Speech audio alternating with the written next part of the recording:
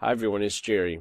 This is game 9 from the 2016 World Chess Championship match between challenger Sergey Karjakin, playing on the white end, and our current champion Magnus Carlsen. Going into game 9, Karjakin has a 1-point lead, 4.5 to Carlsen's 3.5. One of the many questions going into game 9 is how would Carlsen rebound? Would he come out swinging? Even though he is playing with the black pieces, a loss is almost certainly a loss for the match. Trying to rebound from a 2-point deficit is asking a bit much even of the world's #1 player with just a few games remaining. So let's see what comes about in game 9. e4 by Karjakin. Carlsen replying with e5. It's been the standard reaction throughout this match. e4 being met with e5. We once more see Ruy Lopez. But what variation of the Ruy Lopez would we see? We've seen many things. A bishop deployment to e7, a d6 move, a d5 move. We get something a little bit different on this move 6, bishop c5, taking on a bit more of an aggressive post for the bishop, bearing down at the white king.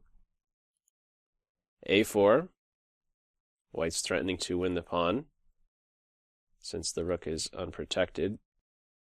A takes b cannot be met with a takes b, so black gets out of the way, maintains the b5 pawn. c3, preparing a central expansion. And now d6. This may be an opportunity to capture on e4. Game we had d6. What's wrong with d6? Suppose knight takes e4. Black would lose control of the center. d4, and the black pieces start to get pushed around. And yeah, the black pieces are quite clumsy here. This would not be good. Black would lose control of the center if he grabs on e4 on this move 8. d6 was played. d4, sure enough, the bishop is backing up. A takes, and now knight to a3. Let's consider once more this capture. Well, this is a simple enough reply. Knight takes e4 is no longer good because of a fork. That is game over on the spot. So, black gets on with castling. Okay. Knight takes b. Black is down a pawn, but has some pressure on the white center. Let's see. Bishop g4. Black is prepared to eliminate not one, but 2 defenders of d4 in one swing. Bishop to c2. Now white is defending e4. And now black opens up the position. In general, a good idea when you have your opponent in a pin. So things are opening up. E takes d, knight takes d. Knight takes d. You can only recapture with the pawn. And now bishop takes knight, so a very forced sequence. In fact, about the first 20 moves were played at blitz pace. These guys are both well prepared for this line. After bishop takes, it's g takes. Okay, if you take with the queen, black regains the pawn.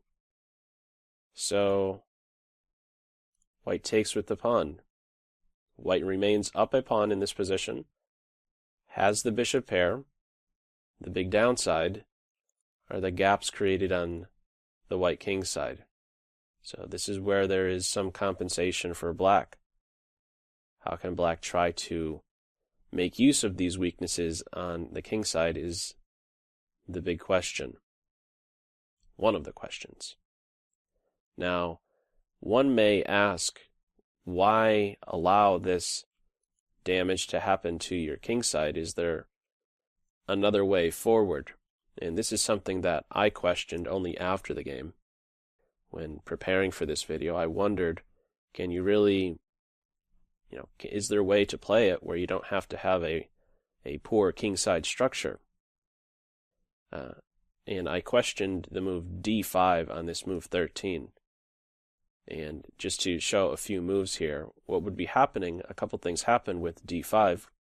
One is you're kicking the queen knight in a direction where he's soon to be quite an aggressive piece, and you've extended the scope of the bishop. Also, you have to cope with the threat of knight takes e4 here. Bishop c2, knight to g6. The black pieces are swarming in on the king side. This can be a bit uncomfortable for white still. As an example, on h3, I was wondering, can the bishop back up and then prepare some sacrifice on g4? But surprisingly enough, there's a bishop takes h3 move in this position. That kind of stunned me. After g takes h, there can follow queen d7. This is really as far as I want to go. I just wanted to highlight that there is some aggressive play black can have if white kicks off with this d5 advance. Currently the queen is hitting both knight and pawn, and there is some compensation for that sacrificed minor piece. Okay, again, this is kicking off with d5 in this position. But what was played in the game is bishop to c2, guarding e4, and we do have that tactical, that forced sequence, let's say, in the center. And now white working with this damaged kingside structure. So how to pounce on those squares? Black kicks off with knight h5, opens the queen's eyes, keys in on one of the holes in the white position, maybe two as well. h4 and f4 are eyed up. White gets the king in the corner. This prepares to get the rook involved. Queen f6, bishop e3, securing d4. Black hammers away at this point, and white follows with e5. This is a sharp move, hitting both queen and pawn. Now, some may be tempted to take the pawn, and of course, on this capture, the queen is recapturing, but does white have to take like this? No. If in this position, after e5, if black plays d takes e, white can capture the other pawn. E takes d. Bishop's hit. White has two passed pawns. Not so good. So instead, queen e6, keeping this tension. E takes d. And black has to be careful here. Let me also note that black would like to keep queens on the board. This is important in order to try and make use of these weaknesses. In order for black to try and show that they are in fact weaknesses, you have to keep the most powerful piece on board. Consider king safety. Who has the safer king? Black. Therefore, black would do well to keep the queens on the board. So, in reply to this capture, that's the reason why I'm drawing some attention to keeping the queens on the board, is because after this capture in the game, if the queen captures the pawn, this will allow white to force a queen exchange. D takes c, this is a fork. Bishop takes c, at the very least you can capture the queen straight away. And there's even a tactic if white wants to get a little bit fancy, let's just say, with bishop takes h7 and queen to c2, getting the piece back.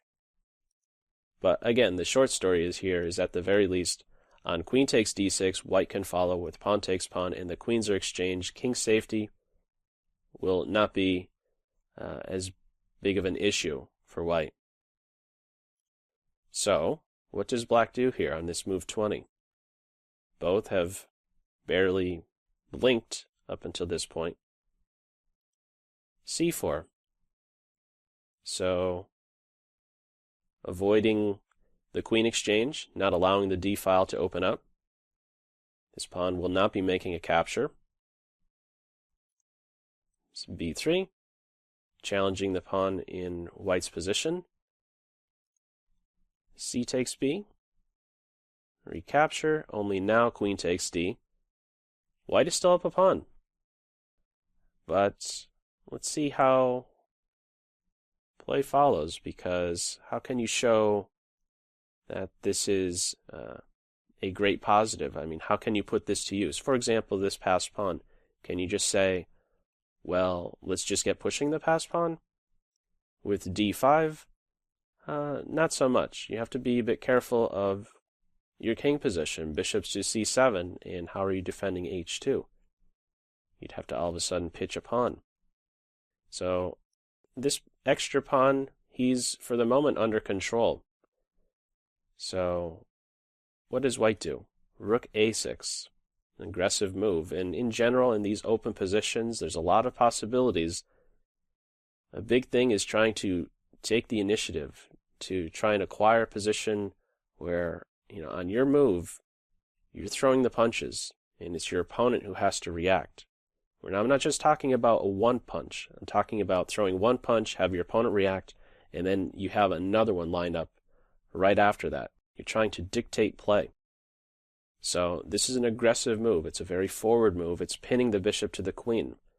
How does black deal with this? Stays in the pin for the moment.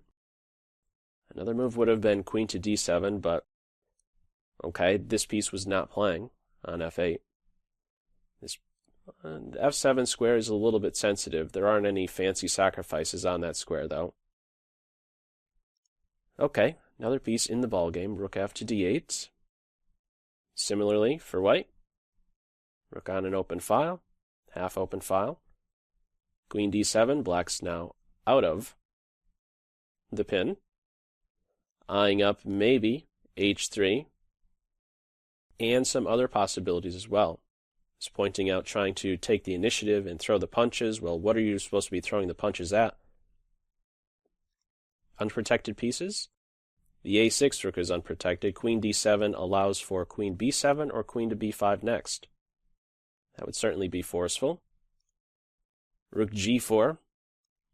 This defends the D4 point. Knight F6, rook H4. This rook looks a little bit clumsy. Is he a liability or an asset? He can't be challenged further from H4. He is pointing at some of the black kingside squares and has a defensive responsibility as well. Watching over H3 in some lines is very important, allowing this queen to get into that square. She's quite an invasive piece. Let's see. Queen B5.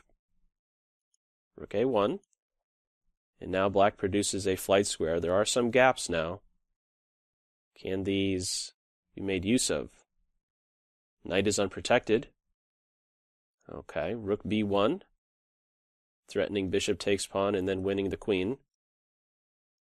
Black gets out of that. You may consider going to F5, but she can be challenged with rook F4. Queen D7 it is. Queen D3, the queen finally gets playing. Move 29. Knight D5. Rook G1.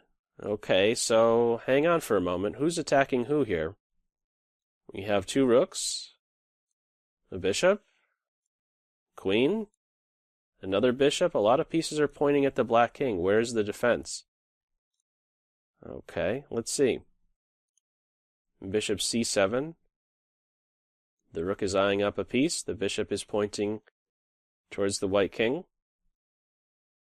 And bishop to G5, attacking the rook. Now, is there a way to avoid reacting to your opponent's threats?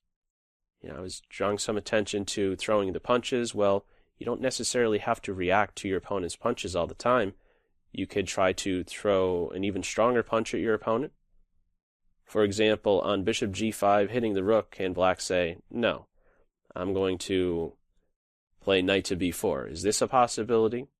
Well, the reason I'm pointing this move out is to highlight an important tactic that is available for white in this position. Can you spot it?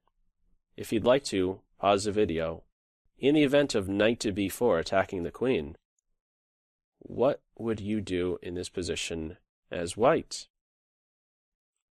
Okay, well, here's an important tactical note. If this knight moves, queen takes g6 is available. This pawn on f7 is pinned. Pawn takes queen would be met with bishop f6, and there's no good way to prevent an ensuing mate on h8. So black needs to be careful about moving this knight. We might say at this point he is pinned. Yes. Serious drawback, of course, moving that guy. So what does black do? Quite natural reply. Rook out of harm's way, open file. Queen c4, rook to b5, and queen to c2. One may question why not bishop to a4, right? There are a few pieces on this diagonal. What would black do in reply to that? Well, there is this counterattacking move, queen to f5, that could have followed if white played bishop to a4. Counterattacking against f3. The computer suggests that one of the best lines is to play rook to f1, and then there's even the move rook to b1. Queen takes rook, queen takes f3, rook g2, knight c3. What a crazy line this is. Queen f1, knight takes a4. How do you assess this position? This is a tough one. It says that white is ahead by about a half a pawn. Yeah, quite an imbalanced, dynamic position we would have here. And again, that is one that would kick off with bishop to a4. We didn't have that in the game. What did we have? Queen c2, rook to a8. It would appear that this is another possibility, but this one is a much more clear. We would arrive at a quick conclusion should bishop a4 be played here. On this move 34, white played bishop c4, but let's just have a look once more on this move 34 at bishop a4. It's important to know what to do here. Something that Carlsen calculated, he must have calculated, was rook takes bishop. And on queen takes rook, queen f5, how are you defending f3? You push the pawn, you're opening up your king. There's no rook move that defends f3. The queen is the only piece that can try to defend f3, but if she does, black will go on to win. For example, queen a3 defends the pawn, right? But bishop d6 can follow, and now there is no good way for the queen to maintain defense of the f3 pawn. All of these squares are covered along the third rank, and in the event of queen takes bishop, well, this runs into a mate in 1, 2, and then a 3. So, the short story, bishop a4 can be met with rook takes bishop, queen takes rook, and on queen f5, what white would need to do is take the rook. And this will result in a threefold repetition. We would have a perpetual check as the end result. That all kicks off with bishop a4. That's a drawing line. We would just be a few moves away from a draw by mutual agreement, or threefold repetition. Bishop c4 was played in the game.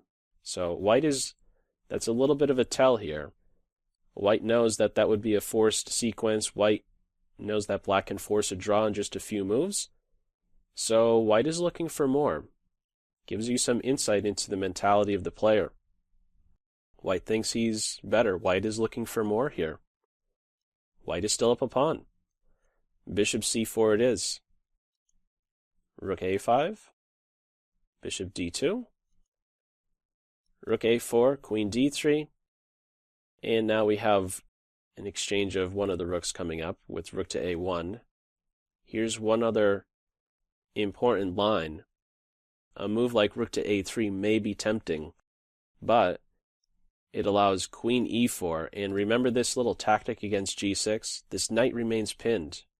If he moves, we have these similar tactics on g6, with either the rook or queen capturing first. So how else to cope with this pressure against the knight? The rook can't defend. Either rook can't go to a5. And if rook to d8, here's a cool move. Taking advantage of the pin on the g-file, rook h5, attacking that pinned piece further, and again, he can't move. Knight f6, rook takes g6, pawn takes, and this is a disaster. It's calling for a mate in 4 already. Just to play it through a little bit, yeah, we could see that there's a big problem here for Team Black. So the knight is pinned. It's important not to release pressure of the bishop. So what does Black do? Well, okay, he's releasing pressure of the bishop, but at least he's taking out a key attacker against the Black king. This pawn would no longer be pinned. If this pawn is no longer pinned, this knight would be freed up. So rook takes rook, rook takes rook, king g2. We're on move 38. Knight to e7. Now in game 8, approaching time control, approaching that move 40. That's where we had some mistakes. Carlsen only has a couple minutes left. Ballpark number that we see on the right.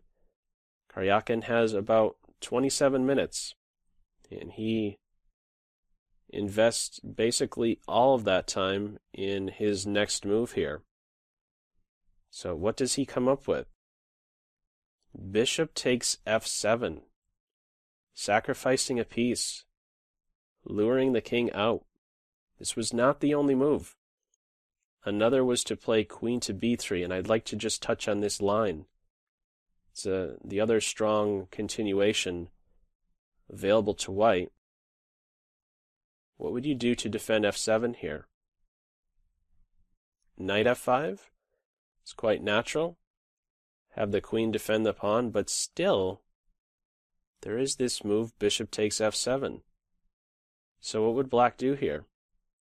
On queen takes bishop, there'd be queen takes queen, king takes, rook takes pawn.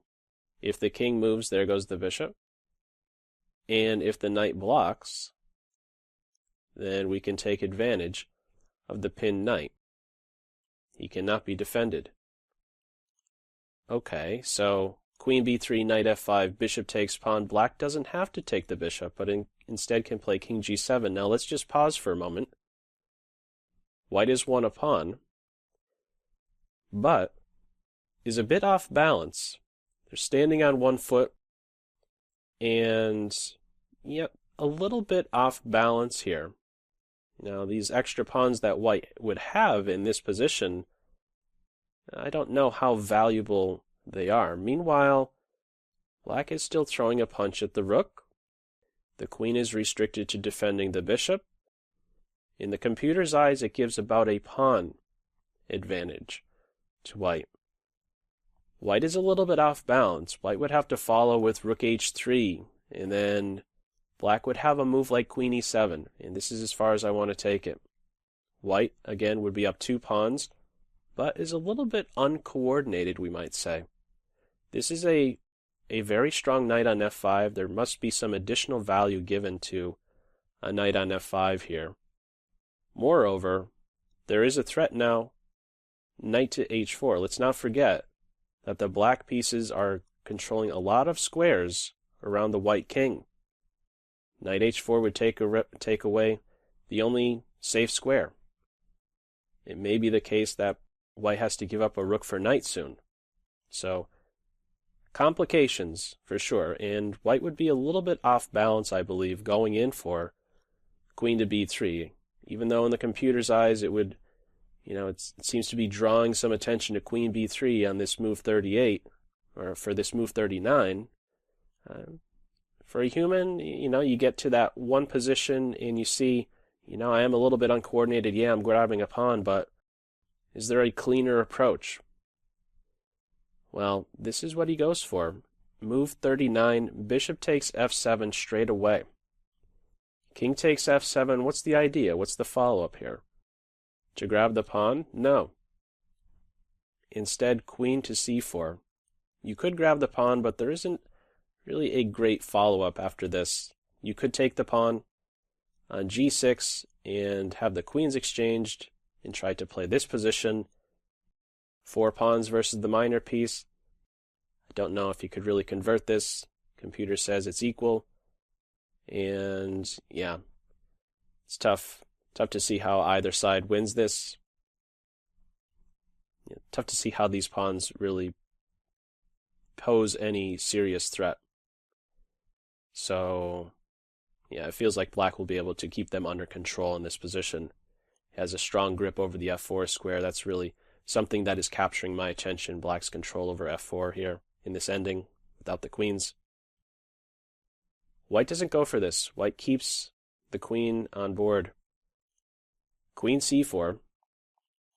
And now king to g7. This is met, well, that's move 40. This is now met with d5. Blocking with the queen drops the bishop, blocking with the knight in this position instead of king to g6. Now we would have rook takes h7, winning the queen. You can't block the check. You have to move the king. There aren't many great options. If he goes to f8, there's rook takes h7, and that's already leading to a mate in 11. King g7 it is. d5, and now what to do about this new piece entering the scene, the bishop posting up on c3. What would you do here as black? This is a nice defensive test for you, and the last pop quiz I'll throw in this video. What would you do as black in this position, anticipating the move bishop to c3? If you'd like to, go ahead, pause the video, see what you would come up with. Okay, well, the move played in the game was knight to f5. Not the best move in the computer's eyes. It suggests g5. I'm not going to go down that line. What I would like to highlight, however, is the move bishop to e5. This is a bad move. So I wonder if you were able to maybe calculate this. Bishop to e5 is losing. Why? You ready for this? Bishop c3. Bishop is hit. Rook is hit. On bishop takes bishop. Queen takes, and we pick up the rook. But you may have calculated, well, on bishop c3, I can just play queen d6. No, that doesn't work either, because white would have a star move, and that of queen f4. These are always, for whatever the reason, I always find these type of moves really sharp. It's just, I don't know, pleasing for me to see these kind of tactics in a position. Maybe you can relate. Anyhow, the bishop is caught in a crossfire. He's pinned to the king and the queen, and he's going down next. Bishop takes bishop, queen takes queen. That would be a sharp continuation. This is why bishop e5 is no good. That's why bishop e5 is losing, because of that follow-up queen to f4. Okay, knight f5 was played in the game, and this goes down a forced sequence. Both rooks are now going to be exchanged. The king has to go to f8 here. Going to g8 allows d6. Going to f7 allows rook takes pawn. King f8 it is. Bishop takes rook, knight takes rook check, queen takes knight. White gets the piece back, but black gets the d-pawn. So here's the endgame we're now working with. Move 44. This game goes on for still quite a while. It's white on move, and white is up a pawn. White is the side trying to play for something here.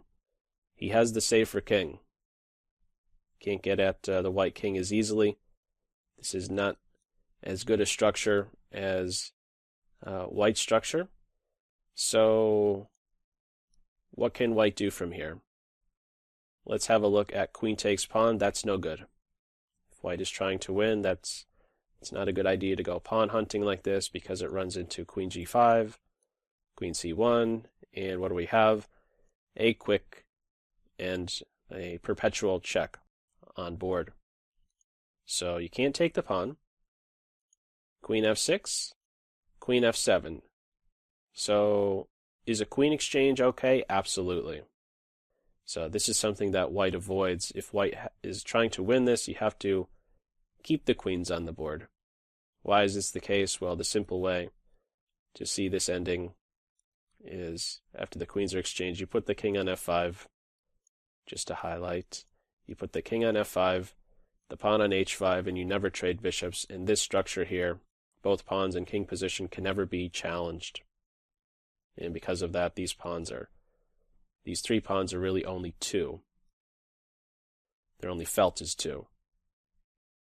So white avoids the queen exchange, knowing that the draw would be too easy for black. It's now a little bit of a change from what we had previously, where I was saying black wanted to keep queens on the board in order to make use of the weaknesses in the white camp, but things are much different now.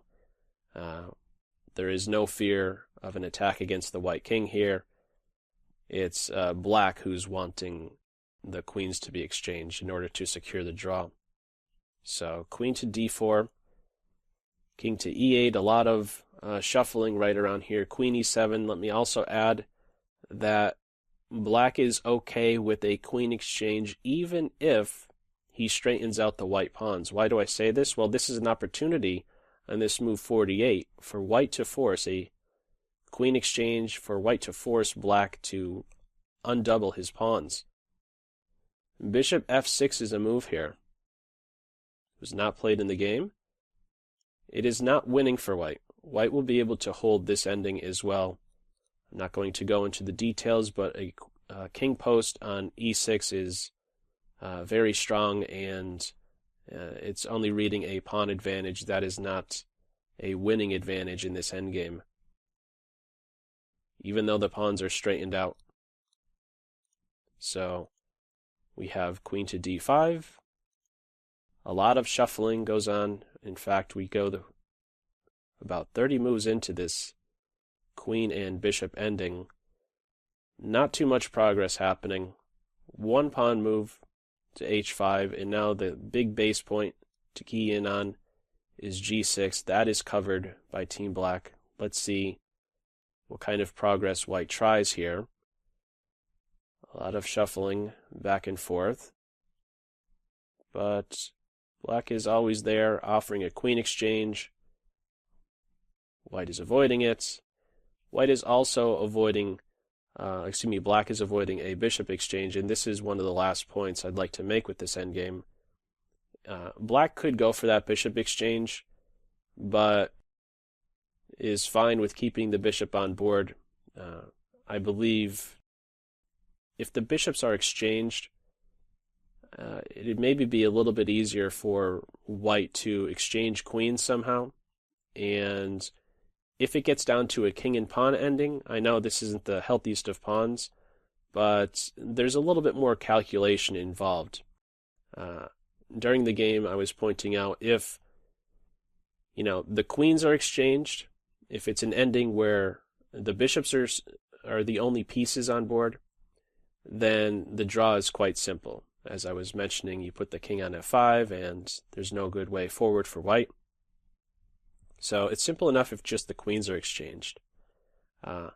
If both queens and bishops are exchanged, maybe there's a little bit more calculation for black. In fact, if it's just a king and pawn endgame, there would be more calculation necessary. I don't know how much more, but there's definitely a little bit more calculation. There's a little bit more calculation needed if it is a king and pawn endgame compared to a bishop endgame. Kings, pawns, and bishops, because you don't have to count tempi. There won't be a situation where black finds himself in Zugzwang. There's always a bishop that you can be moving. So black simply keeps the bishop on board. White goes in for h3. Not sure what exactly it is doing. Right around this point, I was wondering, are we going to have to go another 50 moves in order to, reach that 50 moves without progress draw type rule? Well, we don't go that far. A few more queen moves in this game, and after bishop to f6 at this move 74, White gave up trying. There isn't really anything more to do here. Black has a solid configuration of pieces, very well coordinated. Can't challenge this queen from e6. She defends the pawn, and there isn't really a way to get at the black king at this point. After this move 74, the players agreed to a draw. We had, in this game, another battle.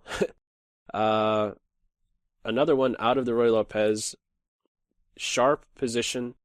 This was a gambit line, the second gambit line Carlsen went for, and he certainly came out swinging, but throughout this game it was always White who still maintained some edge, and as we saw with this ending, Black really didn't have an issue holding this, but it was always White who was playing for two results, playing for either a win or a draw. In the end, Carlsen was able to hold, and that brings the point total to what? 5 points for Karjakin, and Carlsen now has 4.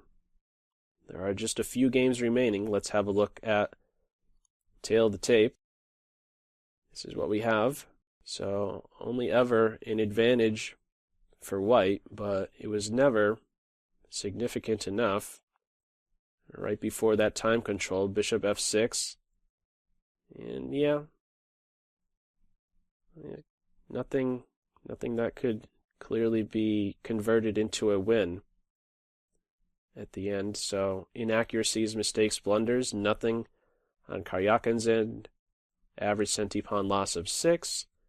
And for Carlsen, 2 inaccuracies, no mistakes, no blunders. Average centi-pawn loss of 7. So, again, that brings it to 5 points for Karjakin, 4 points for Carlsen. In game 10, Carlsen will have the white pieces, and one of the last tries is going to be in game 10. And should it come to game 12? Will it have to come to game 12? Not necessarily, but more than likely it's going to require, we're going to have a championship that goes all 12 games. Carlsen will be playing White in game 10 and 12. Those will be his best opportunities to try and score a point back. So this game 10 is a big one. We'll see how it all plays out. 5-4. Can he strike back? We will see. As usual, if you have any feedback to this video, feel free to leave it in the comments section below, and I will catch you for game 10. That's all for now. Take care. Bye.